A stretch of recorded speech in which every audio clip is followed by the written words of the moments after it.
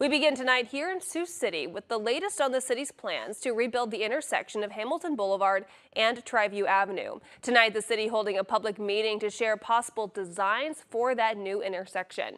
KTVU Sophie Wyckoff attended that public meeting. She joins us live in studio with more on that. Sophie, what is the city considering for this intersection? Yeah, Katie, after a traffic study was conducted, 3 designs are being considered for this intersection.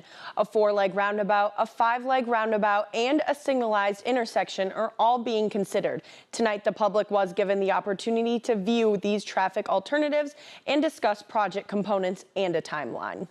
Officials say the reconstruction is needed due to increasing traffic volumes to support economic development and enhancing safety and mobility. A proposed quick-start development southwest of the intersection has been considered in the proposal as well. Tonight, developers heard mixed feedback from those in attendance. A lot of questions.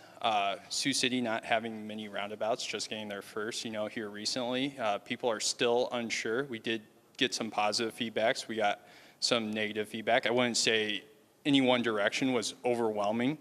The main questions the developers heard today was traffic and safety related concerns. Sioux City engineer Gordon Fair shared the most efficient option would be a roundabout.